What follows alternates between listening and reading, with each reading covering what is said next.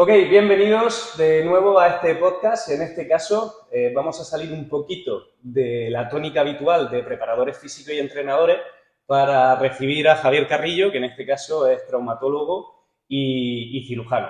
Entonces, un placer tenerte aquí. Te voy a pedir que te presentes brevemente y ya pues vamos a empezar a hablar de todo, de lesiones, readaptación, figura de la medicina y de cómo luego la readaptación y lesiones podemos nosotros estar tratando aquí. Así que, bueno, bienvenido y vamos con ello. Muy bien, pues nada, muy buenas a todos. Soy Javier Carrillo y traumatólogo, especialista en cirugía de pito-billo, apasionado de lo que hago y poco más que decir en la presentación. Bueno, ¿por qué te empezaste a dedicar a la medicina y luego posteriormente escogiste la rama de la traumatología, cirugía y demás? Mira, medicina no, desde algo, desde siempre, no sé por qué. No me gusta tampoco decirlo como vocación, porque creo que con 18 años no sabemos ni quiénes somos, ¿no? Pero no sé por qué, pues sí, yo creo que me daban el estudio y me gustaba mucho, siempre me había llamado la atención y así fue. Y dentro de la medicina, la traumatología, durante la carrera me empezó a gustar mucho, una parte muy quirúrgica, y al final pues lo tenía claro que tenía que ser traumatología y pudo ser traumatología. Durante la carrera, bueno, ¿dónde estudiaste? ¿Qué estudiaste? Bueno, medicina, está claro, pero a nivel de tu vida universitaria y de tus estudios, ¿qué te ha aportado hasta el momento actual?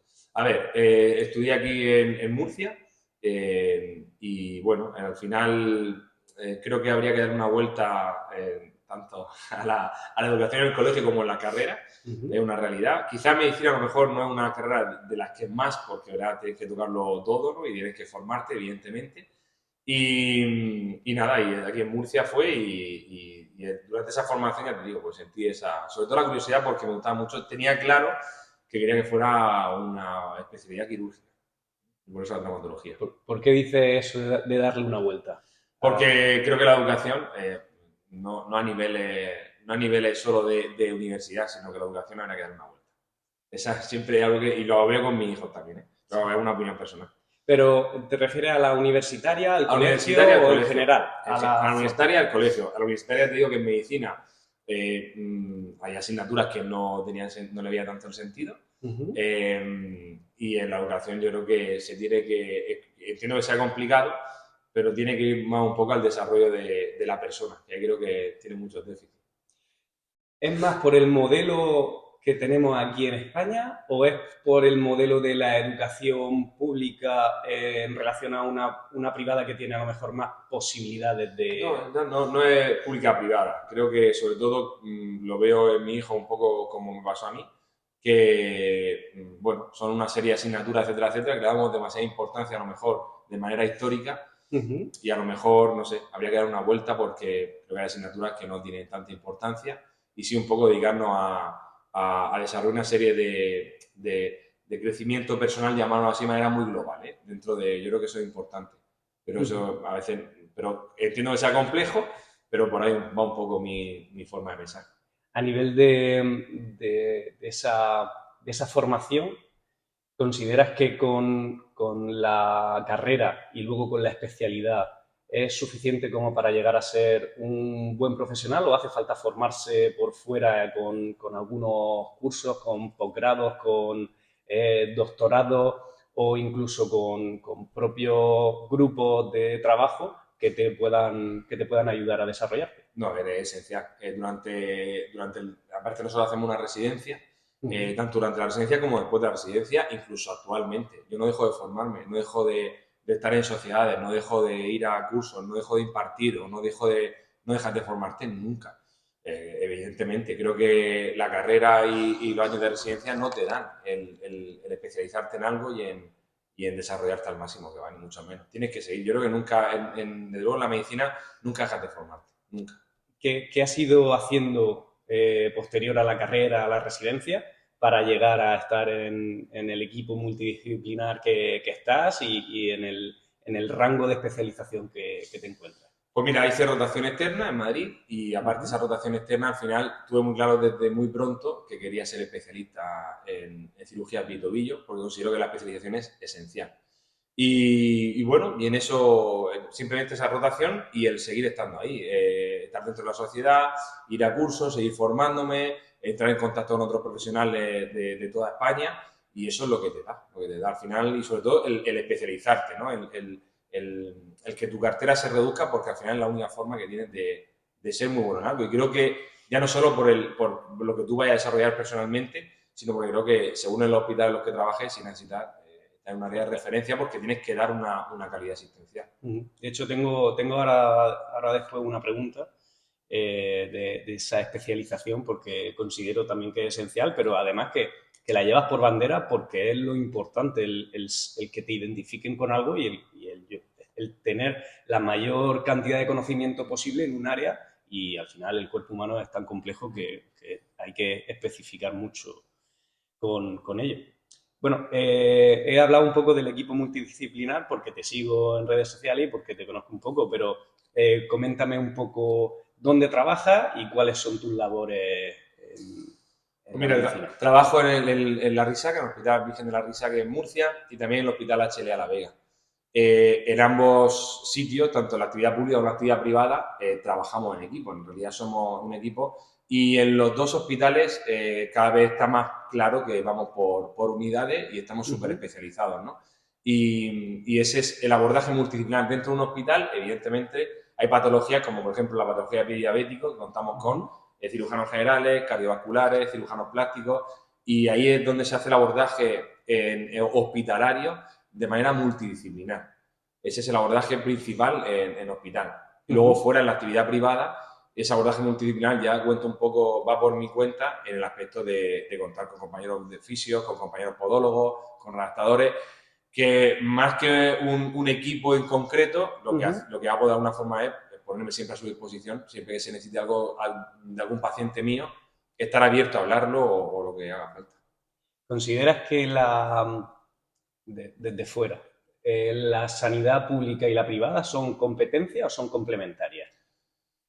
Bueno, es que competencia como tal, yo creo que no digas, no sé, no lo entiendo como competencia. Lo que está claro es que, bueno, que son dos formas de sanidad, en la cual en la traumatología, sinceramente, en mi campo en realidad no hay diferencia en cuanto a lo que el paciente va a recibir.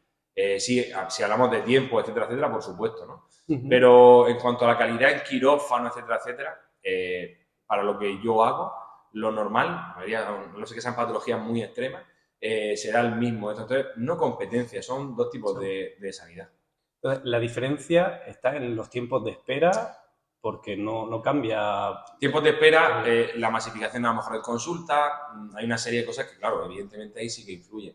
Pero lo que es la calidad asistencial, por lo menos de mi entorno cercano, no varía. ¿Y qué le hace falta a la gestión de la sanidad pública para reducir esas listas de espera? Porque al final... No lo sé. No lo sé. De verdad que no lo sé, porque cada vez más y yo por lo menos en mi caso, no sé. No soy gestor. Es por eso la figura de la gestión médica es independiente de la medicina. O sea, ¿debe ser independiente o está bien que un médico esté gestionando un hospital? Yo creo que lo suyo es que de alguna forma, como todo, como podría ser creo a nivel de todo lo del gobierno, ¿no? El que tiene una cartera de educación, el que tiene una cartera tal, algo tiene que tener de formación de eso, ¿no? Pues yo creo que en este caso debería ser lo mismo. Que tenga como una formación complementaria en gestión, pero que conozca desde dentro cuál es la problemática. Bueno, retomemos de nuevo con el tema de la especialización y hablemos ya poquito a poco más de específicamente la traumatología y del pie. ¿Hasta qué punto consideras que tienen que estar especializados los médicos? A nivel de el tipo de intervención, de una articulación o de una lesión específica incluso. Ya dentro de una rodilla, pues justo tienes que estar especializado en un cruzado anterior. A ver, dentro de cada uno elige, ¿no? Cada uno de alguna forma elige. Yo, por ejemplo, en mi caso soy especialista en cirugía de pie y tobillo y creo que es una especialización que te permite abarcar Luego también muchas veces le digo de broma a los residentes o a la gente que me pregunta, pero es verdad, digo, yo conozco mis limitaciones, ¿no? Yo no doy para más, yo no doy para más, yo doy para pie y tobillo. Y dentro de eso sí que hay compañeros en mi campo que, por ejemplo, son súper especialistas en artroscopia de tobillo y se han dedicado solo a eso y gracias a ellos también desarrollan mucho más esa parte y le tengo que agradecer mucho. Yo creo que va un poco en cada uno lo que él vaya viendo, ¿no? Lo que él vaya viendo. Incluso hay compañeros que no deciden especializarse y me parece también muy correcto. O sea, que cada uno tiene que esto, pero yo en mi caso, por lo menos, sí que veo claro que hay que especializarse y ser fiel a lo que uno está diciendo. Al final, si vienes porque tienes un problema, en el pie, pues, y vienes buscando porque crees que tengo la solución, creo que tengo que intentar estar lo más preparado posible. Y a nivel de actuación, ¿cómo procedes con los pacientes? Una vez que entran por consulta, ¿cuáles son las pruebas? ¿Cuáles son las... hasta que decides si se opera o no? Previamente, ¿cómo se procede a nivel de una cirugía, de una traumatología? A ver, en el momento de consulta, lo primero es, bueno, evidentemente la anamnesis. Intento prestar mucha atención. Hay algunos datos concretos que me interesan saber, que lo primero, ¿qué te trae aquí? ¿Qué te duele? Y luego ir guiando un poco el tiempo de evolución, si hay un inicio agudo, si no, para intentar, con lo que me explique el paciente, de dónde puede venir, ¿no? Con eso ya te hace una idea, porque muchas veces con la mera descripción ya vas enfocado. Luego viene la exploración. Primero, es raro que no haga, por no decir que casi nunca, veo al paciente caminar, no que sea una patología muy concreta, veo al paciente caminar descalzo y siempre que se da en la rodilla y posteriormente la exploración en descarga.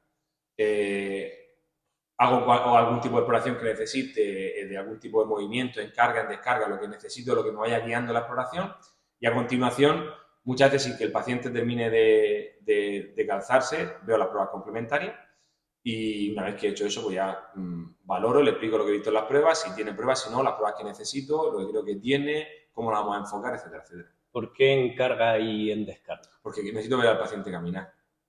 No se comporta igual una articulación si no está bajo carga que... No, por supuesto. Además quiero ver cómo se comporta ese pie, ese tobillo caminando.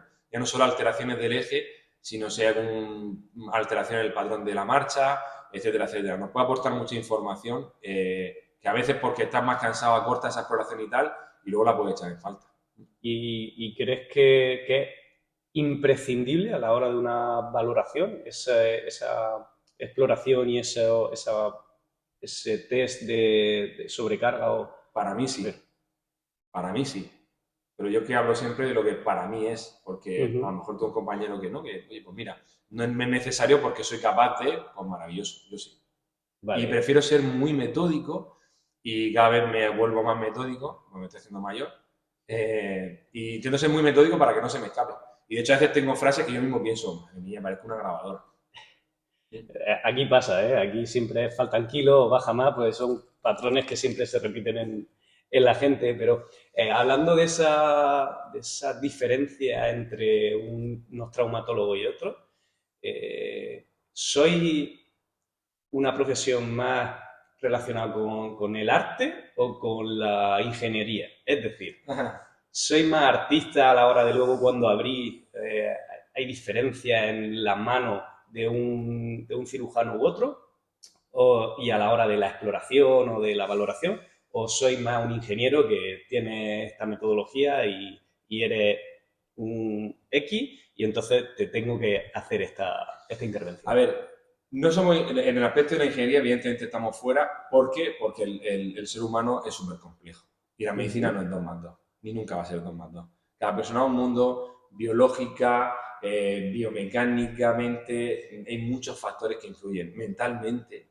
Influye muchísimo cómo esté el paciente. Entonces, no es 2 más 2, eso por un lado. Entonces, claro, dentro de eso, lo que me decías del arte, evidentemente hay compañeros que son más hábiles que otros, como todo en la vida. Pero claro, dentro de esa habilidad había un neurocirujano que cuando era residente me enseñó una frase que dice, una mala indicación no la salva ni el cirujano más habilidoso del mundo. Mientras que una muy buena indicación no necesita una persona hábil, hábil, hábil. Evidentemente, yo en mi entorno, y diría que en la región de Murcia, los traumatólogos tienen un altísimo nivel, altísimo nivel. Ujú. Y dentro de ese arte de tal, hay gente que es una barbaridad. Tenemos un nivel de traumatología en Murcia que es la leche, es brutal. Y he tenido la suerte de formarme con muchos de ellos y de seguir formándome. Y he salido fuera y no tengo nada que envidiar, ¿eh? Hay gente que es espectacular aquí. ¿Y qué determina que haya, que se ve en las películas, se ve en las series, pero es que es la realidad? Cuando termina una intervención y te dicen, ha ido todo genial, ¿qué determina que de verdad sea una buena intervención o no con dos personas diferentes? Pues mira, yo al final lo que busco es que lo que he planteado previamente o lo que voy buscando previamente se realice. Luego pueden haber complicaciones de infecciones que podemos controlar menos, las intentamos controlar por supuesto al máximo, pero hay cosas que se te pueden escapar de las manos, ¿no? Pero que intentar que lo que yo quería, la indicación que se lleve a cabo con las menores complicaciones posibles, para mí eso es satisfactorio. Es un proceso satisfactorio y se lo transmito al paciente y todo bien. Y posterior a esa intervención, ya entro entre mitos o ya frases que se suenan demasiado en nuestro, por lo menos en mi ámbito. Eh, el reposo como solución a una intervención, ¿hasta qué punto debemos llevarlo a cabo?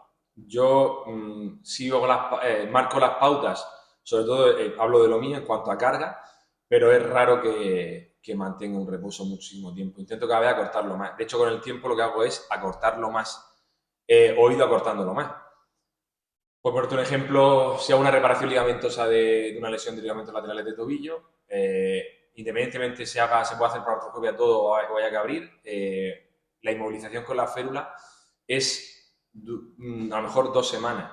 En mi caso, no digo que es lo que haya que hacer, ni mucho menos. Pero son 2 semanas para que la herida baje inflamación y que la herida esté controlada. Pero después ya empezamos con la fisioterapia. Claro que la carga la voy a retrasar. La carga, según lo que haya hecho, la retraso 4, 5, 6 semanas. Pero en cuanto puedo sí que se empieza a mover.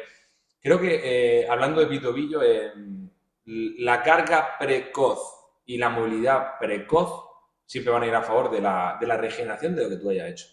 Me lo voy a ir poco a poco trayendo a mi terreno. Y cuando hablo de reposo, hablo muchas veces de reposo total.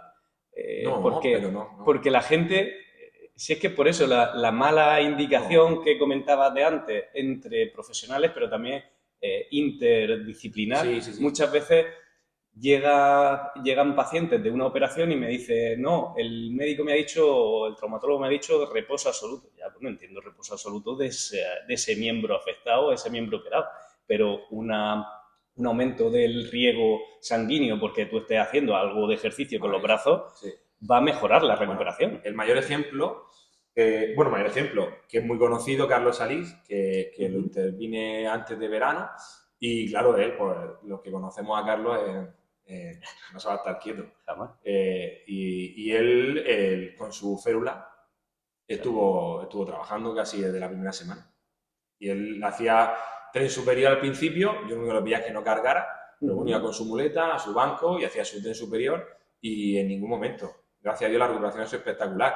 No digo que sea por esto en concreto, pero él me lo dijo y me pareció muy bien. Y de hecho ayer tuve un pequeño malentendido con un fisio respecto a una paciente que él me comentó, no estoy de acuerdo en que le hayas dicho a la paciente que no haga fisioterapia hasta la cirugía. Y entonces, no, digo, me he explicado yo mal o no lo he entendido bien o ha pasado algo, pero no buscaba eso. Lo que busco es que no haga carga en esa cirugía que vamos a hacer porque creo que baja inflamación, pero yo el resto, como me propuso él de lumbo pélvico, me parece genial. O sea, si cuidamos la zona que tiene que cuidar. Es que me parece muy importante el hacer extensible al resto de la gente este mensaje porque la medicina un poco más tradicional era reposo, hielo, compresión y elevación. Yo creo que eso ya no existe, ¿verdad? ¿No? Yo creo que no. Yo por lo menos, ya te digo, yo lo veo muy lejos, no sé por qué, yo lo veo muy lejos. Me encuentro todos los días gente aquí que no, me he hecho daño, reposo absoluto, o gente con, lo dicho. Como también estoy en un entorno deportivo, ahí ya cambian las cosas, porque ahí ya directamente saben el entorno en el que se encuentra ese deportista o esa deportista y es mucho más sencillo el dejarte guiar por otro profesional. Pero bueno, me refiero a la hora de derivar. Muchas veces, como la medicina lleva eso, los tiempos, y no puede atender con toda la calidad que seguramente pudiera Sí, a y la todo medicina defensiva. eso. La medicina defensiva porque ha estado un poco desprotegido. Y yo entiendo, ¿no? Que desde un servicio de urgencias colapsado Eso. o tal, de alguna forma busques decir, mira, esto es lo que tiene y vamos a intentar, porque no hay que entender también esa parte, ¿no? Esa parte muchas veces no se ve y esa medicina defensiva también está ahí, es una realidad. Pero bueno, yo creo que al final, pues todo esto, ¿no? Pues lo que Trata de estamos haciendo aquí hoy, concienciar. o dentro de una semana voy a Alicante a un curso en el que hay podólogos, fisios, voy yo como trauma, bueno, y voy a ver qué me cuentan, voy a aprender también, porque creo que si no sales, no llegas a entender qué hacen otros profesionales. Y entonces cuando empiezas a conocer el nivel que hay, dices tú, no sé, que puedo estar tranquilo. Claro. ¿Tienen mejor pronóstico los pacientes que vienen fuertes previamente a una operación? Sí. ¿En qué medida? O sea, una persona que se ha hecho un E15 por la calle, que es sedentaria, tiene bastante peor pronóstico a la hora de la recuperación y de la intervención. Por supuesto, porque al final, cuando tú tratas, por ejemplo, si hablamos de E15 puro, está el E15, pero no podemos entender el E15 como hay un... O sea, claro, la definición es un ligamento está afectado, ¿no? Ese ligamento genera una inestabilidad. Y dentro de esa inestabilidad en el tobillo, no solo está el ligamento que está roto, están los tendones peroneos, está el tibial posterior, hay una serie de cosas, está en el resto del ligamento. Si cuando yo me rompo algo, el resto está mejor, la recuperación va a ser mucho mejor. Pero lo mismo, claro, si tú tienes mucho más desarrollado el sistema sóleo, el Aquiles, evidentemente todo eso también va a favorecer a la recuperación. Todo influye, por supuesto que sí, es que es así, o sea, eso no hay ningún tipo de duda. Y pongamos dos casos. Una persona que ya viene fuerte, que se rompe, por ejemplo, el ligamento cruzado anterior. ¿Cómo de importante es que haga un preoperatorio de entrenamiento de fuerza o una persona sedentaria que no ha entrenado nunca y se hace un E15 de tobillo, pero además un grave o una rotura de un ligamento y tratamos de movilizar el resto de la musculatura de rodilla y cadera previo a una operación porque luego va a conllevar 2 semanas de férula y que no va a poder mover esa pierna? ¿Cómo de importante es ese preoperatorio? Es muy, muy importante, porque al final estamos haciendo que la atrofia muscular que va a aparecer por esa inmovilización, por el periodo postquirúrgico, pues intentar, cuanto más alto esté, menor va a ser la caída, a menor punto basal vamos a llegar. Entonces, o sea, si se mantiene eso, es importantísimo. Y dentro de la rodilla, vamos, siempre se ha dicho, ¿no? Que si tú la zona cuádriceps la tienes trabajada, la recuperación va a ser mucho más fácil. Me va a facilitar mucho. Y dentro de esa recuperación, ¿cómo consideras que se debe, aunque entiendo que cada lesión es un mundo, cada operación es un mundo, pero cómo se debe hacer una buena recuperación? Cada cirugía es un mundo, entonces al final hay que individualizarla a la cirugía que se hace. Y evidentemente, ya te digo, es que cada una es un mundo. Lo que sí hay que intentar, lo que sí intento es intentar llevar la carga lo antes posible y intentar la movilidad lo antes posible. Y eso es lo que, de alguna forma, yo creo que lo enfoco de esa manera. Y lo comento, ¿no? Cuando lo hablo si tengo la suerte de hablarlo con el fisio del paciente en concreto que opero, pues sí que es mucho más fácil. Oye, pues mira, puedo hacer esto y muchas veces me sacan más cosas de las que tengo de primera. Pues a lo mejor me dice, que va muy bien, ¿qué te parece? Si tal? Venga, vale, va, contrólamelo, pero venga. Y tienes que dejar llegar, Voy a empezar a entrar, a lo mejor en terreno un poco polémico, pero bueno, tengo el sesgo de querer barrer para casa, siempre, pero entiendo que nuestra figura, yo hablo desde el punto de vista de los entrenadores personales, desde los graduados en ciencias del deporte, hemos tenido una rivalidad con los fisios, pero entiendo que nos han ganado porque nos han ganado durante tradicionalmente esta batalla porque al final llevan más años de experiencia y tienen un conocimiento más específico en la lesión, pero es cierto que la carga y el trabajo bajo mi punto de vista de una readaptación puede ser de forma complementaria tanto de una fisioterapia como de un entrenamiento personal. Pero bueno, hablemos previamente de vuestra figura.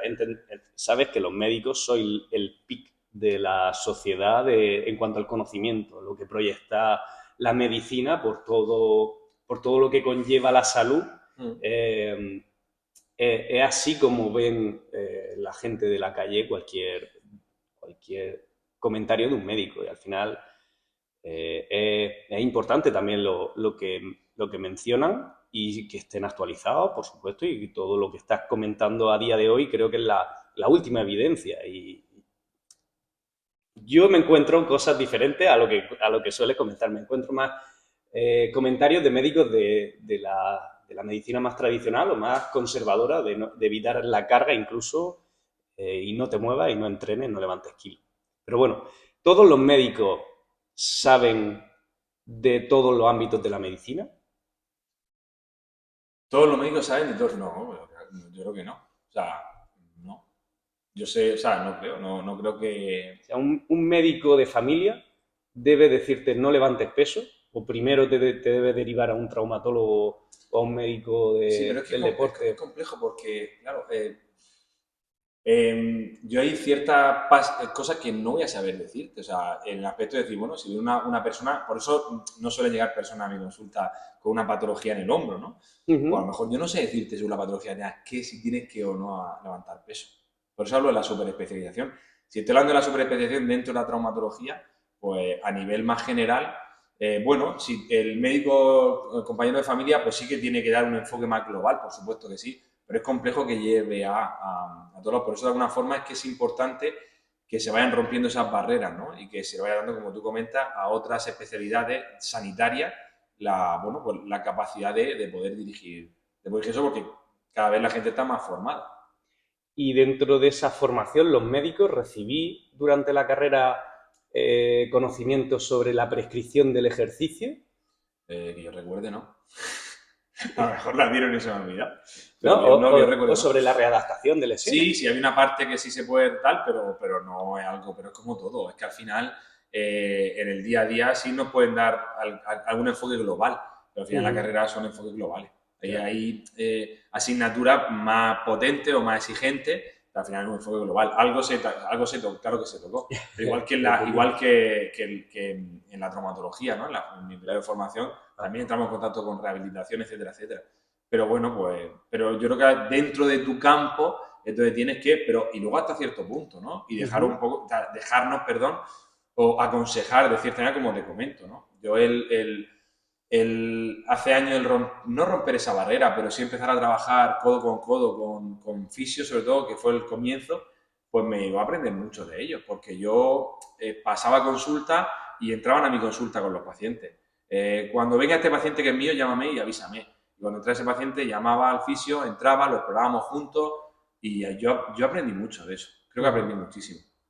¿Y lo ve imprescindible esa formación? Porque yo no sabría, yo no sabría si me viene una persona con una crisis existencial, por ejemplo, hablando de otro ámbito, yo no sabría si decir, oye, pues ve a un psiquiatra o a un psicólogo. No sé diferenciar entre hacia dónde debe ir, si es una patología o es un momento puntual, una gestión emocional. Entonces, si yo conozco, si tengo cierta formación en ese ámbito de, no tengo que diagnosticar, pero como una especie como de triaje, que yo sepa cómo viene una persona y saber a quién derivar, si en medicina se ahondara un poco más en la parte de readaptación y rehabilitación, se sabría a quién derivar y Sí, cuál es un buen sí. profesional. Sí, claro que sí. O sea, al final es como todo. Ya, aparte de eso que cuando sale y empieza a probar y empieza a conocer gente y ves cómo la gente trabaja o empieza a ver cómo actúan pacientes, cómo han actuado de una forma u otra, es cuando te abre un poco las miras y sabes exactamente qué tiene en tu entorno, qué tiene a tu alrededor. Pero o sea, también es importante lo que vivirlo en tus propias carnes. Cuando haces ejercicio, cuando tú ves que empieza a hacer ejercicio de fuerza, que en mi caso era cero, y tenía dolores de espalda en quirófano todas las semanas, y empiezo a hacer entrenamiento de fuerza, y esos dolores han disminuido casi un 90%, 95%, pues te es más fácil prescribir deporte, Sin ¿no? duda, al final cuando lo experimentas, y también entiendo que tienes que caer con un buen profesional que te guíe ese entrenamiento, bueno, Sí. si vas No, no, sí, sí, por claro, tú. claro que sí. Y al final El, sí, sí, por supuesto. y por qué se deriva desde la medicina tanto hacia el pilate, hacia la natación para los dolores de espalda, y nos alejamos o alejan a la gente sobre todo del levantar carga, que es lo que realmente es Sí, pero yo estímulo creo eso yo suficiente. creo que está cambiando, fíjate, porque yo creo que está cambiando, porque yo es que yo soy bastante más mayor que tú, creo yo. Pero Pero no, no, yo es no, que me encuentro aquí, de verdad, todo el mundo, eh, el estereotipo, y lo siento de verdad, no trato de... una mujer de 50 años que no ha entrenado nunca, el gimnasio lo ve como sí, pero culturismo, es que tienes que entender dónde venimos, ¿eh? Es que el por eso, problema. pero si derivase, o sea, porque el médico me ha dicho que tengo dolor de espalda, el traumatólogo me ha dicho, haz pilates Sí, pero o haz natación. tenemos que ver de dónde venimos. Tenemos que ver que cuando yo, a lo mejor, no sé, sobre los 9, 10 años, ¿no? Ujú, Pues se decía que no podíamos levantar pesas. ujú. ¿Por qué? Porque no crecía. Eso se decía. Te lo voy a... Eso se decía. Joder, es que tenemos que entender de dónde venimos. Y tenemos que entender que eso, que venimos de ahí. Es que partimos de ahí. Yo parto de ahí. Y yo tengo 39 años. No me considero viejo. Pero No, vamos. no, pero sí es que Pero me, me parece que la medicina tradicional no va pero asociada si, a la edad si y yo con, tampoco si la... yo con 39 años vengo de ahí, Ya. ¿se está cambiando? Sí se está cambiando. Sí se está cambiando porque que antes no. Ahora todo el mundo hace entrenamiento. Cada vez más gente hace algo de pesa. De verdad. Ujú. Y eso se nota. Mi padre que con 70 y unos cuantos, va al gimnasio todos los días. De verdad. Mi Y abuela con eso, 92. y La he eso convencido. antes de verdad que no, que no. Y sí está cambiando. ¿Qué pasa? Que como todo nos cuesta y tal. Y luego también, pues eso, que tenemos ahora un bombardeo de información a través de redes sociales, que todo el mundo habla, todo el mundo opina, todo el mundo tal. Y ahí, pero yo creo que se está cambiando, porque hay profesionales de la salud que tienen muchísimo impacto y lo hacen muy bien, que abogan por eso y uno de José Avellán, por ejemplo, el doctor Sí. Avellán, pues él mismo es una persona que divulga salud de manera espectacular y, oye, y sí que se le ve entrenar y se le ve tal. Y eso es una buena promoción. Y yo creo que están cambiando las cosas de verdad. Yo en consulta, yo sí que lo estoy viendo. Y veo cada vez gente más deportista, hay gente cada vez que todo el mundo hace deporte y vienen con una patología y les preocupa no seguir haciendo deporte. Y yo creo que se Ujú. está cambiando de verdad. Pues es que, bueno, pues hay que ir poco a poco. Lo que trato a la gente de cambiarle un poco la percepción es que una cosa es actividad física, otra cosa es ejercicio físico y otra cosa es deporte. El entrenamiento de fuerza no es deporte, es un ejercicio físico, es una actividad guiada.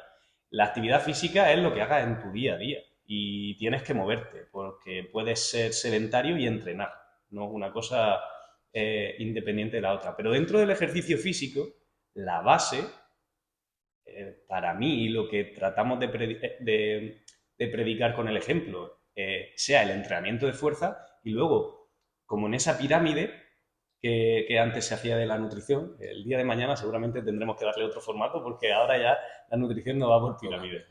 Eh, el pilate, la natación, esa actividad complementaria, que sean complementarias, que vayan un poco más arriba de la pirámide, pero que la gente se centre en la base, en entrenar con carga, en darle un estímulo a su masa muscular y a sus articulaciones, porque el impacto también demonizado al final nos genera un estímulo para Sí, mejorar la densidad mineral ósea.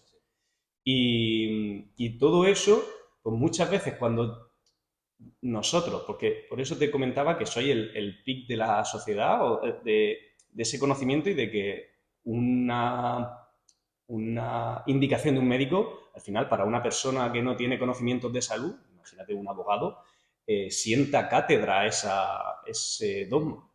Entonces, si te dice un médico no levantes peso, mi abuela está buscando siempre la excusa para que sume. Sin embargo, lo tengo de cara y siempre le dice, no, por favor, si es lo mejor que puedes hacer. Pero si ya alguien te dice no levantes carga, es muy lastrante para esa persona Sí, ese mensaje. sí. Pero bueno, si me dices que está cambiando la Yo creo que cosa, sí, de verdad que sí, ¿eh? De verdad, yo creo que sí. me tranquiliza mucho ese mensaje. Mm.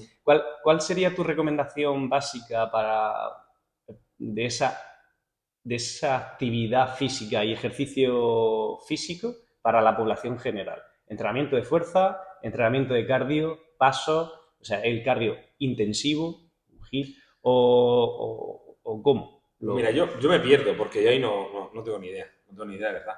O sea, tengo idea de lo que puedo leer, lo que me interesa a mí, etcétera, etcétera. Pues a mí me da por correr. Me encanta correr, pues me encanta, pero a mí el entrenamiento de fuerza, como te decía, me ha cambiado la vida. Creo que es esencial, llevándolo un poco a mi terreno, a la parte del correr, si no hubiera hecho entrenamiento de fuerza, no hubiera podido, creo que, bueno, no hubiera podido, no sé, pero no hubiera disfrutado de las carreras largas y bueno, maratón como estoy disfrutando a día de hoy. Uh-huh. Y le debo muchísimo entrenamiento de fuerza. Me encuentro mucho más hábil gracias a entrenamiento de fuerza. Entrenamiento de fuerza es un entrenamiento de fuerza muy funcional. Y a mí me encanta, porque me siento hábil. Cada vez me siento más fuerte y me siento muy hábil. Y llevando, digo, a eso, si no hubiera preparado muscularmente el tren inferior con esos entrenamientos de fuerza que en el periodo preparativo a una maratón concentramos y lo hacemos más dedicado un poco a mí, que eso le quiero dar las gracias a mis compañeros, que siempre que llega la época, el entrenador siempre dice, venga, que esto por la maratón de Javi, ¿no? Pero gracias a eso creo que he disfrutado porque ya no solo mejorar tiempo, sino que he disfrutado la carrera por esa. Entonces, llevándolo a la población en general, yo creo que hay que compaginar algo que te guste, Uh-huh. algo que te guste y trabajar la fuerza. Si de alguna forma el trabajar la fuerza te encanta, bueno, pues a lo mejor vas a tirar más hacia eso. Si tienes un deporte que te encanta, hay que compaginarlo con el otro. Porque principalmente creo que una cosa que también está cambiando es el que antes era, bueno, vamos a perder peso, tienes que salir a correr. Buah. Sí. Pierde peso primero para luego correr, ¿no? Y eso, van por los tiros, porque al final es como el deporte que se haga, pero desde el punto de vista de cuidar mucho cuando empiezas, tanto muscularmente como también la técnica, etcétera, etcétera. Pero al final yo creo que compaginarlo, pero englobándolo, algo de fuerza tiene que haber. En la población, dentro de la población general, hablamos sin patologías, sin lesiones, ya nos hemos cargado realmente al 70% de la población, porque siempre tiene algún indicador en una analítica o tiene alguna molestia en cadera, lumbar u hombro. La molestia nunca se va. Pero bueno, población especial, adultos mayores, más de 65 o 70. ¿Esa recomendación sería también para ellos? Primar una actividad física que te guste y complementarla con el entrenamiento de fuerza. Sí, sí, porque al final creo que tenemos que estar entretenidos. Si no nos gusta algo, nos va a costar mucho hacerlo. La Entonces, adherencia. esto tiene dos formas de enfocarlo. O bien te encanta algo. Me encanta jugar al pádel. Tengo que jugar al pádel. Me parece genial. Eso te va a permitir, estás haciendo deporte, te estás entreteniendo, te encanta, perfecto, pero luego tienes que tener otra base de trabajo de fuerza, etcétera, etcétera, que sea un poco más destinada a tu salud. Pero si en realidad, pues, no sé, yo creo, por ejemplo, lo enfoco otra vez, me viene a la cabeza a mi padre. A mi padre le gusta hacer trabajo de fuerza. Claro que hace cardio, pero hace cardio en la cinta y al final se adapta todo a sus capacidades, a sus necesidades. Creo que hay que internarnos, hay que tener un momento en el cual sí que hagamos a lo mejor ese tipo de ejercicio y si nos gusta menos, destinados pensando un poco en nuestra salud. Embarazada. ¿Idem? Ahí lo que yo puedo saber, con control y con cuidado, pero ahí me pierdo, porque ahí yo no te puedo decir, no es lo que sepa. Más intento opinar Solo de lo de lo que que... sé, porque es que es verdad, sé que de lo que sé poco. No, ¿Dónde me meto yo? Claro, no es así, así. niños, Niños, ¿por qué no? ¿desde qué edad eh, consideras que ya un niño puede entrenar? Pues mira, no te sé decir nada porque nunca me he metido en cuánto y tal, pero yo creo que he controlado. Yo no creo que, ya te digo, no estoy puesto, ¿eh? Pero yo creo que controlado, yo creo que no hay ningún tipo de fuerza, de problema, perdón. Y que el niño, si le gusta o cualquier tal, que empiecen a probar en edad temprana, en colegio y tal, en hacer ejercicios de fuerza con su propio cuerpo. Es que al Es que final, eso no puede tener limitación. O sea, ejercitarnos con nuestro propio cuerpo, nadie puede decir, no, eso no puede hacer. Que un niño una flexión, o sea, trabajando con su propio peso no puede tener contraindicación, creo, ¿eh? A no, no ser no, que haya alguna patología. Pero si no, siempre creo hablamos que de... guiado y tal, no tiene por qué tener ningún tipo de problema. Y lo otro, en cuanto a meter algo de carga, Es que no sé cuándo tal, pero evidentemente, pero si alguien no quiere porque tal, bueno, con su propio peso. Es que incluso voy un poco más allá, porque aprovecho que la gente verá esto para generar algo de conciencia. Si una barra de un press banca pesa 15 kilos y el niño pesa 25, hacer una flexión es más demandante que hacer un press banca con una barra simplemente menos cargada. Entonces, el movimiento es el mismo, las demandas son diferentes y el propio peso corporal ya supone cierto estímulo. Entonces, la gente piensa que entrenar fuerza con un niño es lo mismo que entrenar un culturista y se Y eso aleja. es porque viene, de verdad que Es por, es eso nos por viene, dónde si es que eso venimos nos y viene. tenemos que empezar a romper Sí, con sí. todo lo que veníamos. Y luego pasar los años y Y dentro de un con- año a lo mejor decimos, ay, pues mira, no, en esto ahí. no hemos equivocado, a lo mejor se estaba haciendo esto de más. A lo mejor Ujú. nos estamos pasando Puede en ser. este tipo de ejercicio porque hemos visto, no, pues sí, seguramente, pero si es que nos equivocamos todos los días y nos seguimos equivocando. Pero es verdad que yo creo que esa barrera se está rompiendo, ¿verdad? Y si a mí mi hijo el día de mañana me dice, "Oye, papá, quiero tal", pues bueno, ¿por qué no? Lo pondría en Ujú. manos de profesionales, por supuesto que sí. Pero claro, ahí no llego. Ahí no Bueno, llego. es que al final se asociaba la altura con la masa muscular, pero es al revés realmente. No te quedas bajito por entrenar fuerza, sino que eres más fuerte o estéticamente eres más fuerte porque eres menos alto, eres más bajito, tus palancas son más cortas y entonces la masa muscular cuando crece abulta más. Pero la gente ve una persona de 1,60 que está muy fuerte y dice, se ha quedado con 1,60 Por hacer por ejercicio. estar fuerte. Bueno, pero sí Pero que es al revés. Esa persona iba a ser de 1,60. Hay personas de 1,60 que no están fuertes. Es lo normal, es la genética. Pero cuando a una persona con esa altura, esa predisposición, lo mete al gimnasio y lo pone fuerte, va a abultar mucho más yo por el tamaño. sí que me lanzo en la consulta, esto sí que es cierto, me lanzo con pacientes, incluso ahí me meto un poco y los padres les choca, porque, pero claro, yo no trato a niños, ¿no? Uh -huh. Claro, algún niño patología de pitobillo me llega a la consulta, pero no soy especialista en traumatología infantil. Uh -huh. Pero sí me llegan niños, claro, de 14, 15, 16 años, en los cuales no hay una patología de lo mío, pero los veo y entonces le pregunto, ¿haces deporte? No, tiene que hacer deporte de fuerza. Y yo le digo, no, el padre, pues, ¿te lo he hecho alguna vez y tal? Y sí que no encuentro a los padres de esos niños de 16, 17 años, 18 años, que se ponen a mi favor, ¿no? Uh -huh. Sí, sí, pues me parece bien y tal. O sea, que yo creo que por eso se está rompiendo. Y ahí sí que me atrevo más, por supuestísimo, a decirles que es importante, etcétera, etcétera. Y muchas veces les pongo mi ejemplo. Y está cuando las de espalda. ¿En qué cambia? ¿Por qué? Retomo otro tema o salimos de esto un momento. ¿Por qué cambia la cirugía en niños que en adultos? ¿Por la epífisis, Hombre, claro que cambia. por la forma del Claro, hueso? claro, sí, cambia. Por el tema de, en concreto en Pito Pillo, por el crecimiento, por lo que le queda por crecer, por la física de crecimiento, por las técnicas quirúrgicas que se realizan, Uh -huh. por el tipo de patología, por supuesto que sí, claro que sí, cambia. Bueno,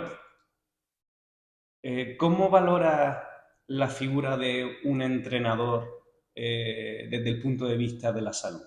Porque nosotros, desde mi gremio, no somos sanitarios, pero nos encargamos, o sea, tratamos con la salud, tanto desde la prevención como posterior a una patología, a una lesión, con la rehabilitación, readaptación. ¿Cómo valora desde el punto de vista, se valora desde la medicina, la profesión de un entrenador personal o un profesional del ejercicio? ¿Qué hay más importante que la prevención? ¿Hay algo más importante que la prevención? Yo creo que no. Yo creo que no, porque yo lo que no quiero es lesionarme, lo que no quiero es tener dolor. Yo quiero seguir haciendo mi día a día, quiero salir a correr, quiero prepararme la siguiente maratón, quiero estar sano para jugar con mi hijo en el parque, quiero eso. Entonces, ¿hay algo más importante de la prevención? No. Es que la prevención pues, a veces no interesa tanto como la cura en sí. Claro, yo puedo dar consejos para prevenir cosas en cuanto a mi campo en la patología de pie-tobillo, pero yo mi día a día, yo estoy tratando patología. Claro, claro que lo mío es importante, sí, pero creo que es más importante la prevención. Entonces, en ese caso, pues fíjate, vosotros estáis de alguna forma trabajando enfocado en eso. Pues es que pues a veces no se da la importancia porque hasta que no tenemos algo no somos conscientes de, pero la prevención es esencial. Ahora, desde la pandemia, la verdad es que se ha promocionado mucho la salud y la prevención y el ejercicio físico, pero siempre con con cierta distancia ve la gente la figura de un entrenamiento como, o sea, de un entrenador y la acción de entrenar como una prevención, sino como un hobby, como una... No es algo que estoy labrando para mí, es como, bueno, pues estoy entreteniéndome, es más... Yo no lo sé, yo no sé la gente cómo lo enfoca, pero yo creo que yo la hora yo entreno 2 veces a la semana fuerza, más carrera. Yo la fuerza para mí es un momento que me estoy dedicando a mí. Cuando salgo a entrenar me encuentro mejor, me estoy encontrando mejor en el día a día. Entonces, para mí sí que estoy invirtiendo en mí, estoy invirtiendo en mi salud, yo lo tengo clarísimo. Yo creo que la gente cada vez lo tiene más claro, ¿eh? Y de hecho cada vez vemos más lesiones, como te decía antes, y la gente, ya hay mucha gente que viene a la consulta y no tenemos que ser jueces de nada, y entonces tenemos que ver el paciente, el por qué hace ejercicio, qué está buscando, y tenemos que ponernos de su lado y decir, tú tienes una patología y quieres volver a tu deporte porque para ti es importantísimo. Y hay que remar en esa dirección. No hay que, no, pues ese deporte va a tener que dejar de hacerlo. No, es que a lo mejor para la persona es muy importante. Entonces, muchas veces lo que comento, que no tenemos que ser jueces y en ese aspecto, yo creo que la gente cada vez tiene más claro y tiene más importancia el deporte en la vida de las personas y por eso cada vez hay más lesiones deportivas. Te, te hago una pregunta un poco diferente, pero también medianamente polémica. ¿Consideras en tu sector, conoces grandes cirujanas y que tienen suficiente reconocimiento? ¿Cirujanas? Cirujanas, Cada que vez tienen más. suficiente Y cada vez reconocimiento. más, claro que sí. Buah. Pero ¿no consideras todavía que la cirugía es todavía un sector? Porque yo conozco muchas más médicos de familia, No, médicas pero de no, familia, no, porque no. pero, ¿no? No, yo en mi entorno no, que va. Yo tengo la suerte de mi entorno estar rodeado, por ejemplo, la doctora Toledo, que es traumatóloga de la Risaca, bueno, y fuera también está en varios hospitales y es una pedazo de cirujana. Me viene a la mente la doctora Ñíguez de Cartagena, que es un Belén que se formó con nosotros en la Risaca y es una pedazo de cirujana, pero es increíble. No sé, en Madrid hay gente que hace pitobillo, bueno, y en toda España hay cirujanas de pitobillo, y en la sociedad de pitobillo cada vez hay más mujeres, y no es que, no es que sean mujeres, que son para No, mí no, sí. referencia y maestras. Me refiero que tienen el suficiente reconocimiento de Sí, sí, de la sí, sí, gente. sí, Pues sí. a mí, si me hablan de traumatólogos, pues siempre me viene Ripoll, de Prado, por todos los futbolistas, y al final el fútbol ha sido lo que más traumatología y cirugía ha movido en Sí, pero ahora, cuanto a por la... ejemplo, la doctora Guillén, Isabel Guillén, Ajá, vale, cierto. referente a nivel nacional e internacional. No, creo que ¿Están ya cambiando las eso, cosas sí, pero bueno, como todo, o no están cambiando, sino que no es son las mismas que antes, pero ahora son un poco más visibles? estamos rodeados de compañeras y a nivel regional hay un nivel también en la traumatología Increíble. increíble, increíble. Muy bien.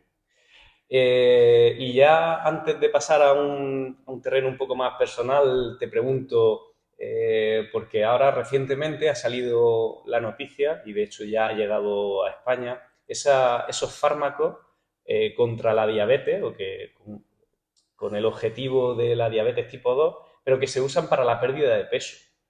¿Has tratado con ellos? ¿Conoces algo sobre su efecto? ¿O los podrías recomendar para un paciente que tiene una lesión de tobillo y que tiene que bajarle carga? No porque Si no prescribo casi nunca nada de fármacos, solamente un postoperatorio. Ujú. Es raro, muy raro, no sé qué paciente llegue con un dolor agudo y tal, y a lo mejor está mal hecho, porque no digo que esté bien hecho, pero como no me he formado de alguna forma en esa vía, no suelo prescribir nada. De hecho, muchas veces el paciente me dice, pero me va a mandar algo para el dolor. Digo, Ibuprofeno, no me paracetamol. gusta, no es que no me guste, sino que al final intento tratar la patología desde Ujú. el punto de vista que yo la pueda solucionar. Y al final, no solo con cirugía, sino enfocando con tratamiento conservador, pero dando una vuelta por ahí. Y entonces en ese campo lo he escuchado, sé lo que es, ni idea. Porque encima es que no me meto a informarme. Sí. Y muchas veces lo que le digo a los pacientes, ¿no? ¿Y qué te parece cuando me hablan de, bueno, de suplementos y tal, de tipo colágeno, no sé cuánto y tal? Y entonces, bueno, le digo, mira, no estoy formado. Es que es verdad, no me da la vida para eso, no llego ahí. Y entonces en este caso no tengo ni idea. Un paciente tiene una patología de tobillo y tiene sobrepeso, quiero que tal, pues lo pongo en manos de un profesional que se encargue de eso. Me parece la mejor forma de, bueno, que realmente debería ser la única forma de afrontar algo que no sé. Oye, hasta aquí llegan Pero si es que eso, mis límites, pero creo pero la que gente no lo entiende y por lo menos también desde mi sector. Nosotros somos maestros, o sea, el maestro liendre, de todo sabe y de nada entiende. Es que, El, si es que hasta en lo mío, me queda tanto, que dónde voy yo a meterme, de verdad que no tengo ni idea. Y ahora, lo que hablabas de la prescripción de ejercicio, yo sé, cuando entra en contacto con el mundo de la fisioterapia, con el mundo de la redactación, con el mundo, es cuando de alguna forma dices tú, que esta gente está muy preparada. Entonces yo no llego donde no llego, es que no llego, pero cuando hablo también, hablo de los podólogos, ¿no? No es que donde yo no llego, me pongo en sus manos. O a mí que me gusta tanto correr, pues me han hecho estudios de mi técnica de carrera y me han enseñado y tal. Y ya, claro que sé cómo es biomecánicamente, pero no llego a cierto... Entonces me dejo llevar y me dejo aprender y me dejo tal. Yo creo que eso es clave. Y si es que no tenemos ni idea de la mitad de las cosas. Es verdad. ya pasando a un plan un poquito más personal, lo dicho, un análisis ya de tu trayectoria, ¿consideras que has llegado ya a un momento a nivel profesional cumbre? ¿Cuál es el siguiente paso en tu carrera? No lo sé.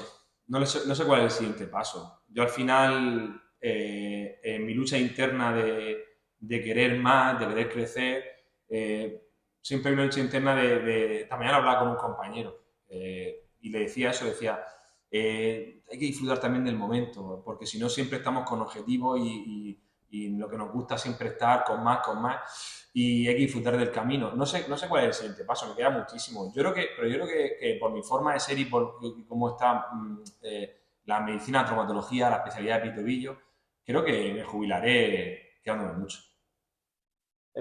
Me refiero en el camino, porque está claro que a mí, por ejemplo, tampoco me gusta ponerme objetivo, porque al final llega a un objetivo y te puede pasar dos cosas, o que vuelva otra vez a ambicionar algo y siempre estás queriendo más y la gente que te rodea te soporta, no te aguanta, o directamente, o sea, no busca, o te desmotiva, no busca otro siguiente paso. Has llegado, he conseguido lo que he conseguido y ya está, me relajo. Pero me refiero al camino. Vas por la vía más bien divulgativa, que la gente entienda qué tipo de medicina hace o qué tipo de medicina se debería hacer, o por un aspecto más profesional de, oye, pues quiero aprender nuevos tipos de Mm. técnicas, nuevas A ver, intervenciones. yo intento compaginarlo todo, intento compaginar un poco, compaginarlo todo. El tema de divulgar, me encanta divulgar o utilizo las redes sociales para divulgar, porque de ahí surgió la idea de decir, oye, voy a contarle porque me gusta transmitir y me gusta contar al mundo lo que hago, lo que se me ocurre, Uh porque -huh. muchas de mis publicaciones son, pues bueno, voy a hablar de, no sé, pues esta semana ha sido de los callos, pues voy a hablar de los callos. Y de ahí surge y se me ocurre una paranoia de vídeo, pues lo cuento y tal, y le quiero dar un enfoque diferente. Luego está la parte profesional de estar ahí, de las nuevas técnicas, de perfeccionarlo todo por el bien aunque suene muy poético, pero por el bien del paciente, por ver si esto funciona más, si esto no, ¿Cuál es la nueva técnica, etcétera, etcétera? Por supuesto que sí. Nuevos conocimientos de la patología, que eso creo que es vital en todo profesional. Y luego a la hora de la parte formativa. Me encanta, pues cuando voy de profesor, pues a impartir cursos, a contar lo que sé, etcétera, etcétera, y eso me encanta. Yo lo veo un poco todo cogido en la mano. Y por ahí un poco todo, por ahí un poco todo, y la verdad es que lo bonito de esta profesión es que sin tener que buscarlo mucho, si quieres estar ahí, te sigues formando día a día y año a año, y así va pasando la vida. Sí, es verdad. Y cuando te has dado cuenta, yo empecé en tercero de carrera ya con el mundo profesional, con el fútbol y con el entrenamiento. Y cuando me he dado cuenta llevo ya 8 años. Digo, pero si acabo, si yo tengo la percepción de que acabo de salir de la Es carrera que así es. y, no, y ya ha pasado tiempo. ¿Cuál es el momento más complicado que has vivido a nivel profesional? Desde el punto de vista de la traumatología. Bueno, hay momentos muy duros, ¿no? En los cuales, pues, lo que sea, la cirugía no va como tiene que ir o hay patologías muy graves, ¿no? Los que estamos en hospitales de referencia también recibimos en urgencias cosas bárbaras, accidentes que son terribles. Y en ese momento en el cual, o bien por una cirugía muy compleja de urgencia, en la cual tienes que transmitir esa información a la familia, es muy duro. Y luego también, por otro lado, por eso, esas cirugías que no van, como por complicaciones, por lo que sea, se complican y van mal, al final crea un vínculo. Yo soy, bueno, soy mucho de crear ese vínculo con el paciente. Bueno, mis pacientes lo saben, que soy como soy en la calle y a veces se crea ese vínculo y cuando las cosas no van bien se pasan mal. Y sí que nos llevamos los problemas a casa. Y se pasa mal porque se duerme peor, o no se duerme, o le está dando vueltas, y somos humanos y eso es la parte de la profesión que, bueno, muy implícita en ella, pero se pasa mal, claro que sí. Y dentro del mundo o sea, dentro de la especialidad de pie-tobillo, Uh -huh. ¿algún caso que recuerde que haya sido especialmente complejo y por qué? Sí, pero claro que hay casos complejos. Hay casos Por complejos ejemplo, me desde refiero. una fractura muy compleja en la cual hay pérdida ósea o mucha conminución, y se reconstruye, pero por lo que sea, o por ejemplo, me puede venir a la mente alguna fractura en la cual se pone el material. La herida no cierra, se pone el material y entonces ya pasa a un caso en el cual hay que retirar el material, colocar fijación externa para que cure la infección y luego reconstruir todo eso. Pues sí, todo ese tipo de complicaciones, claro. Cuanto más expuesto estás en cuanto a una patología más compleja, pues también eso. Por ejemplo, también me viene a la cabeza la patología que es una de nuestras grandes epidemias que vamos a sufrir, que estamos sufriendo, que es la diabetes. La diabetes conlleva en el pie tobillo la enfermedad o el pie de Charcot, la neuroartropatía, en la cual se producen graves destrucciones del pie y que pueden crear úlceras, ¿no? Entonces son pacientes los cuales lo tenemos que hacer con fijación externa circular, reconstruyendo esas deformidades progresivamente, y también son pacientes los cuales, pues bueno, se alarga mucho el seguimiento, hay complicaciones, etcétera, etcétera, y bueno, y desde ese caso, otro caso en el cual hice una reconstrucción también con el doctor García Paños, que es mi gran hermano de quirófano, y se fue complicando, al final acabó una amputación de ese miembro, pero por ejemplo, porque en este caso una diabetes que no... Y son momentos en los cuales, se pasa mal y claro que sí, y luego, como te decía, la medicina no es 2 más 2 y bueno, pues son cosas que pasan, ¿eh? ¿Por qué se complica un pie en caso de un diabético? Pues ¿Por qué porque llega a un pie Eso una porque infección? la diabetes va provocando una degeneración tanto a nivel vascular como el sistema nervioso, a nivel periférico, y entonces se produce una destrucción articular también porque se van degradando esas articulaciones. La nutrición, diríamos, de ese hueso, de esa cápsula articular no es la misma, y entonces se produce una destrucción articular, una neuroartropatía y grandes deformidades porque el paciente no siente dolor. Entonces, es como son fracturas repetitivas, se van deformando el pie y el paciente no tiene dolor como tal. Claro, no tiene dolor como tal, pero sí que se crean úlceras. Si esas úlceras se infectan, pues empieza la cascada de una infección con mala vascularización, cuesta mucho más recuperarla, etcétera, etcétera. Es una cascada y por eso creo que es una enfermedad silenciosa y es criminal. Es criminal. Y creo que hay bastante diabetes en el mundo y de ahí un poco la importancia del deporte, la alimentación y todo eso para prevenirla, como decíamos antes.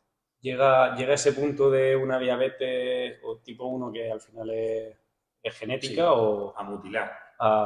o una tipo 2 que ya es adquirida. Y todo esto ¿consideras que son, cómo se podría prevenir un poco más esta incidencia tanto de obesidad, tanto infantil como generalizada en la población, como de las morbilidades asociadas a esa situación, a esa obesidad, como en la tipo 2? Conocer que existe y no darle poca importancia, porque muchas veces los pacientes te dicen, ¿tiene usted alguna patología? O sea, ¿toma tratamiento para alguna enfermedad? No, nada, una pastilla para el azúcar. No. Esto es gordo. Y se tiene que conocer que es importante prevenirlo. Y yo creo que al final la prevención de esto es deporte, alimentación y sin ser extremistas. Creo que tampoco se puede vender el extremismo de no. Ahora somos muy de extremos en redes sociales y tal, la gente se tiene que posicionar. No, hay que tener un poco de libertad, pero una vez que uno conoce el problema que puedes tener, pues sí que la alimentación te cuida y eso es importante. Yo creo que eso es la base, como decíamos antes, la prevención. Bueno, y cambio para el otro lado. ¿Cuál es el momento más feliz de tu vida profesional dentro del mundo de la medicina, traumatología? ¿Cuáles son esos momentos así que dices, me siento pleno con mi trabajo? Algo que da esta profesión, que es la leche, es cuando aprendes te da gracias, simplemente agradecimiento. Me permite hacer esto. Ahora me acuerdo de Sofía, por ejemplo. Me ha venido a la cabeza Sofía. Me mandaba vídeos subiendo los revolcadores y no podía andar. Entonces te dicen, me has devuelto tal, eso no tiene precio. Y eso es, siempre se lo digo, les contesto y les digo, esto es lo que le da sentido a mi profesión. Entonces, tiene esa parte mala, como he hablado antes, y la parte buena que yo creo que en tu vida, en la vida de la gente, por lo menos en la mía, creo que cuando profesionalmente tienes, en tu día a día, mejor dicho, tienes la posibilidad de ayudar a alguien, eso es lo que le da un sentido a las cosas. Tenemos en nuestra mano, en nuestra profesión, el poder ayudar todos los días a la gente y eso es la leche. Y eso yo muchas veces intento conectar con decir, soy un afortunado porque en mi día a día puedo estar ayudando a la gente y eso es la leche. Entonces, cuando te agradecen lo que has hecho por ellos, como quieres que te diga, es chulo porque bueno, mola porque ayuda a una persona. ¿Y alguna cirugía que digas, qué bien se ha quedado esto, qué maravilla, cómo he, eh, no sé, cómo he llegado al punto donde se ha quedado la operación y diga, chapó? ¿Alguna que recuerde así especialmente? Sí, o sea, sí, claro, pues esta que comentaba, por ejemplo, ¿no? Una patología en la cual hay una pseudoartrosis en el antepié y se plantea una cirugía buscando la biomecánica que el entorno, no de ella, sino el entorno médico, no entendía en ese momento y en el cual pues, me apoyé en mis compañeros, en mis compañeros y en mis maestros de Madrid, en Manuel Monteagudo, y ellos me dieron sí, el ok, yo opino como tú, ¿no? Y para mí es como, vamos, y haciendo algo diferente, como al final pega la pseudoartrosis, vuelve a andar sin dolor. Esa fue una de esto de, bueno, pero gracias a Dios hay bastante diríamos, en el día a día, ¿no? Creo que como decía la traumatología en Murcia, cada vez se hacen las cosas mejor, se hace súper bien en un nivel altísimo y dentro de mi equipo, de mi entorno, creo que trabajamos súper bien. Y sí que tenemos satisfactoriamente todos los días de decir, pues creo que me suelo ir a casa con la sensación de haber hecho bien las cosas, por lo menos de estar preparado y de darlo todo. Y sí, y hay de todo. Y sobre todo me quedo con el día a día, porque en ese día de quirófano intenso, en el que te lo estás pasando bien mientras que estás trabajando y se te pasa la tarde y te vas con satisfacción a casa, eso es un montón. ¿Cuál es la cirugía más larga que has tenido porque se haya complicado o porque, bueno, Sí, ya era un sí. caso complicado? No sé exactamente, la verdad es que no sé, no tengo un cálculo de decir, wow, récord. Nosotros, la verdad es que nuestras cirugías no suelen ser muy, muy largas, pero que a lo mejor una cirugía cardiovascular o neurocirugía. Pero no sé, pues hace poquito tuvimos una de, no sé, fueron 6 7 horas. Está bien. Sí, 6 7 horas hay un paciente y estar con... Sí, está bien. ¿Pero era de pie? Sí, sí. Sí, de rodilla para abajo, de tibia, sí. Uf. Sí. Bueno, vamos a ir acabando. Y siempre hago una sección un poco comprometida o de preguntas y respuestas muy cortas, ¿vale? Solamente sí o no, ¿Vale? sin argumentar. Además, lo dicho, estas son preguntas un poco escabrosas, por eso no quiero justificación o argumento. Vamos a Vale. ver cómo, Venga, a ver si... a ver cómo salir. Vale. ¿Está mejor gestionada la sanidad privada que la pública?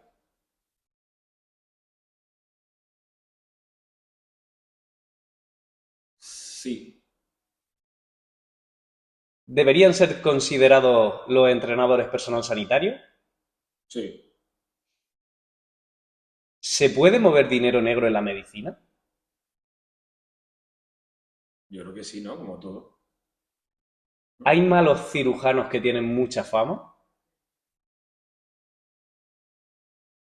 No, no creo, no, no. No, porque, no. Malos cirujanos, no. Esto, o sea, la gente, si hay alguien que tiene fama, es porque se la ha labrado y no... Sí, no hoy en día con el tema redes y tal, no todo porque tiene por qué, pero tanto como malo, te puede gustar más o menos. Y ahí en el juzgar qué es para mí malo o no, entra mi ego y la envidia. Entonces, Vale, buena, muy buena justificación, pese a que no debíamos... Vale, ¿y se invierte más en curar que en prevenir? sí,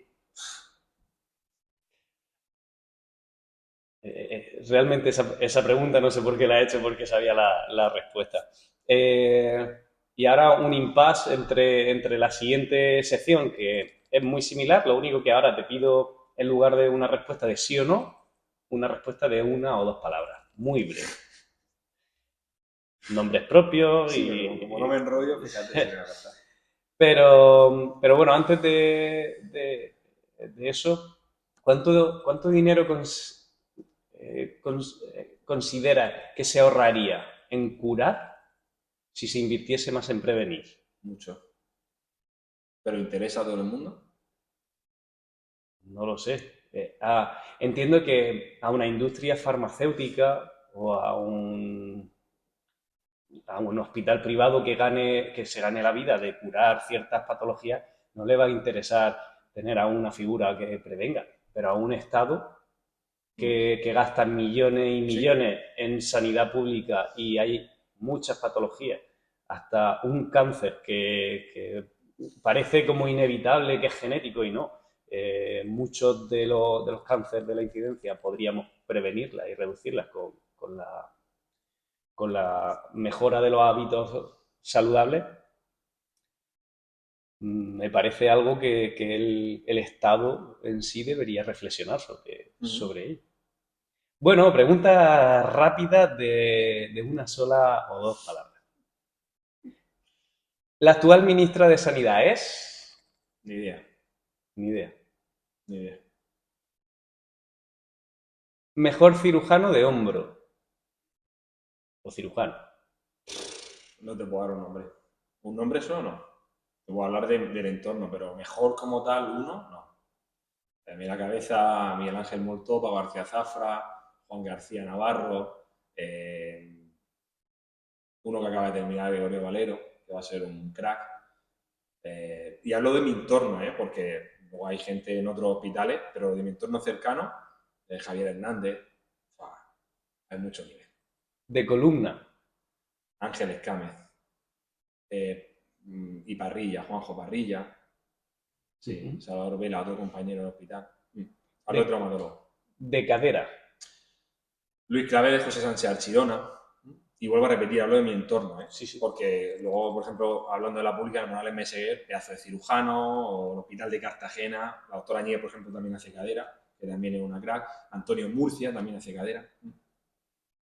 E incluso de Hablo, España. sí, Es que, bueno, hemos dicho que en traumatología en Murcia hay mucha España te calidad. puedo hablar, claro, yo de hombro, como no me forma tanto en hombro, no te puedo decir el crack de hombro, y sé que sí que hay, claro, me viene a la cabeza, por ejemplo, en Barcelona, Hachem, de hombro, sí, pero llevo a ropa a casa, pero sí, sí. Ahora de pie te puedo rascar alguno más, pero... De rodilla.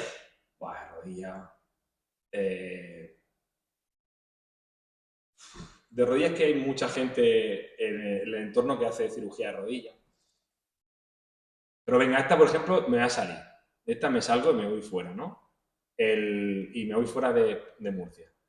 Pero a nivel nacional, por lo que me ha contado, por ejemplo, Jesús García, el doctor Leyes, Manuel Leyes, de Madrid.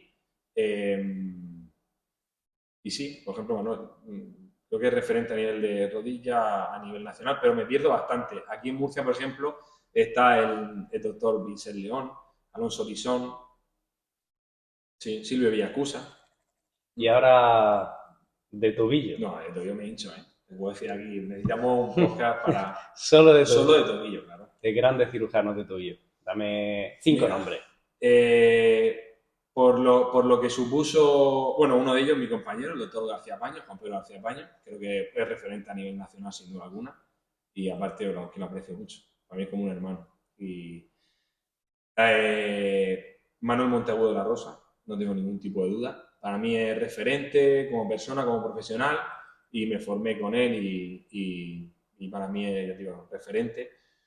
Pero es que en Barcelona está Dani Pollo, en Valencia, Rodrigo Díaz, aquí en Alicante, Enrique Martínez. Es que yo creo que de pie tobillo, te puedo decir por toda España. Es que hay profesionales de pie tobillo en España que son increíbles. Sergio Tejero en la zona de Andalucía. Y bueno, que fíjate. Bueno, no sé por qué me da que va a barrer para casa, pero te pregunto ya la última. ¿El país con mejor calidad en su sistema sanitario? Ni idea. No, No porque conoce, no. no conozco cómo funciona exactamente. Sé que si fuera traumatólogo por Europa ganaría mucho más dinero, ganaría muchísimo más que aquí. Eso lo tengo clarísimo, porque cuando salimos fuera y preguntamos lo que gana, y te dices tú, madre mía. Bueno, en Estados Unidos ni te lo nombro. Pero no sé exactamente cómo funciona el servicio de salud de cada esto, no tengo ni idea. Me refiero a nivel de calidad de los ¿Calidad? profesionales. ¿Consideras que hay mejores profesionales en Estados Unidos que en España? No, que va, ni de coña. Pero ni de, lo demás eso lo tengo clarísimo. Y no estamos por encima, pero no estamos por debajo, que va. Y eso se nota porque, digamos, cuando vas a congresos internacionales, no sé qué lo que están haciendo lo hacemos nosotros, o viceversa, etcétera, etcétera, que va, que va, que va. El nivel en España es altísimo. El nivel en España es altísimo. Altísimo, altísimo. De verdad, ¿eh? Desde dentro es la percepción que tenemos, pero bueno, también desde dentro de vuestro sector Y siempre habría y lo que... digo bien claro, y se lo digo a los pacientes, se hace lo mismo que se hace en cualquier lugar del mundo e incluso algunas cosas mejor que en otras partes del mundo, pero sin ningún tipo de duda. O sea, que la gente hoy en día en cuanto a la traumatología, y ya me voy a lo mío si quieres, sobre la patología de pie y tobillo, que no piensen oye, que es que a lo mejor en Estados Unidos van a hacer la técnica tal. Podemos variar en cuanto a filosofía, cómo abordar una patología, pero que no tengamos esos recursos o las técnicas, que va, que va, que va. Y me marco un broncano. ¿Qué abanico puede ganar un cirujano por operación? De todas esas articulaciones que te he dicho, ¿quién es el que más puede ganar? Por articulaciones, no lo sé, tío. Porque tendríamos, es que al final, Hay algunas que sean, al ser más complejas, por sí, técnica o pero eso al final simplemente por especialización. yo creo que al final, cuando hablamos solo de privado puro, porque está evidentemente seguridad social, y luego está la parte de seguro, que se paga fatal, se paga muy, muy mal. Y la parte privada, yo al final creo que influye mucho el coste de la cirugía, el material, que parece que no, pero cuando se tiene que pagar te das cuenta de lo que vale el material. Y luego cada cirujano pone un poco lo que él cree, lo que él considera, ¿no? Esa mano de obra, ¿quiénes de todas las articulaciones pueden decir, oye, yo me subo? No creo que haya Todos más o menos. no creo que haya articulaciones. intervenciones. No, no sé, la verdad es que no sé O por exactamente tipo de intervención. lo que puede, claro, más por tipo o por lo que el cirujano considere que vale en sus manos. Al final eso es el libre mercado. No sé, nosotros nos basamos como equipo, por ejemplo, decir, "Oye, vamos a poner una tal", y al final no hemos guiado por eso. Y también lo que hemos visto, pues bueno, de nuestra experiencia cuando hemos salido fuera de aquí. Horquilla, más o menos. No lo sé, es que es complicado. Entre... Es complicado porque es que varía tanto una cirugía, porque no es lo mismo, por ejemplo, supongo que el que haga rodilla, una artroscopia para hacer una sutura meniscal, que una paciente que va a hacer un pequeño remodelado meniscal, que el que va a hacer un cruzado, el que va a hacer un cruzado con plastia externa, o el que va a hacer un hombro, una reparación de esto, de tendón, o va a hacer una, no sé, es que varía tanto. Yo creo que ahí el rango no lo sé, y es que es muy complejo porque es muy, muy, muy individual. Es difícil darte un rango, porque tampoco en el pie no es lo mismo operar un juanete que solo sea un primer radio que operar un retropié complejo, un pie plano o algo, y hay que hacer ortotomía a muchos niveles. Es que creo que ahí varía. Dame ese rango Pues pequeño puede y el estar desde, rango... no sé, a lo mejor desde- horario médico, no sé, pues puede estar entre 1.500, una cirugía en 1.500, 2.000 euros, o a 3.000, 3.500, 4.000, es que depende de la dificultad. Y una muy compleja. No sé. No sé porque también no me he visto la tesitura de realizar porque las cirugías muy, muy, muy complejas normalmente acarrean aparatos, por ejemplo, esta que te comentaba de 7 horas, un fijador externo circular, es una barbaridad lo que cuesta. Entonces, no se plantea directamente en un ámbito privado puro. O sea, que las más complejas se llevan por la seguridad social. No, no, O no, sea, o sea, sí, o sea, social y porque, tal, pero por el sí, material por el que... material, por las grandes deformidades. Al final, un paciente que tiene una gran deformidad también a veces necesita, no es que a veces, es que necesitamos de un abordaje multidisciplinar. Entonces, muchas de nosotros queremos que ese paciente se trate a un hospital de referencia porque va a tener que tirar de cirujanos plásticos, de la compañera de medicina interna infecciosa si hay alguna complicación, del cirujano cardiovascular, por ponerte un ejemplo. Entonces, es que esas patologías necesitan un abordaje multidisciplinar. Y eso lo tiene en el hospital de referencia público de Sí, su... luego también, por ejemplo, en el Hospital La Vega tenemos la posibilidad de abordar de manera Claro, multidisciplinar, pero siempre que estás en un claro. hospital, pues tiene ese respaldo. Muy bien. Bueno, ya para acabar siempre pido lo mismo y me reitero en eso.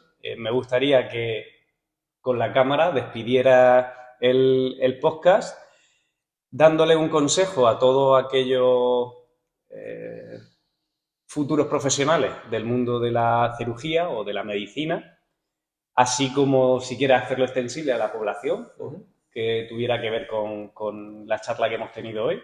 Y agradecerte previamente a que despidas ya el podcast, pues que hayas venido, que hayas sido tan abierto.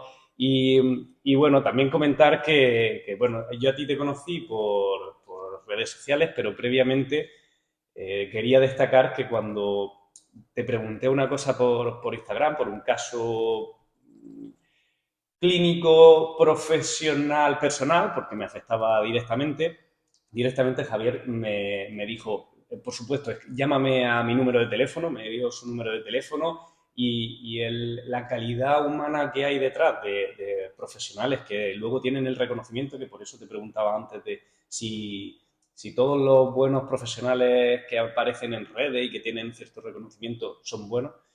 En este caso yo puedo decir que sí, a nivel profesional, no porque hayas venido y tampoco, sino porque te escribí para venir por eso, porque me gusta tener aquí a gente que tenga algo que contar, pero también que sea alguien a nivel personal y agradecerte tanto que hayas venido como tu labor profesional y divulgativa, porque creo que hace una muy buena labor en cuanto a la sociedad. Dicho eso, y ya habiéndote regalado un poco, pero de verdad, sintiéndolo, tú ya en la cámara para que despida esta charla. Pues mira, yo principalmente, yo lo resumiría todo en lo que los futuros profesionales de la salud, que tengáis pasión, ganas de crecer, y me iría un poco a lo que hemos hablado del tema de que tenemos en nuestra mano en el día a día ayudar a la gente, que eso, aunque a veces no nos miramos, es algo espectacular y le da sentido a la vida, por lo menos a la mía. Y por otro lado, creo que espacios como este o lo que comentaban todos, participar entre profesionales, creo que nos abre las miras y creo que es esencial porque tenemos que tener muy claro que nosotros llegamos a donde llegamos y que tenemos que juntarnos entre todos por el bien del paciente. Creo que es un poco el resumen. Hay que hacer abordajes multidisciplinares y la única forma de abordar de manera multidisciplinaria es conociendo lo que hacen otros compañeros, ya no solo en tu entorno, sino fuera de tu entorno. Y yo creo que eso es a donde tenemos que conducir todos. Bueno, pues muchísimas gracias. Espero que os haya gustado a todos y nos vemos en la siguiente charla, en el siguiente podcast. Un abrazo y cuidar mucho.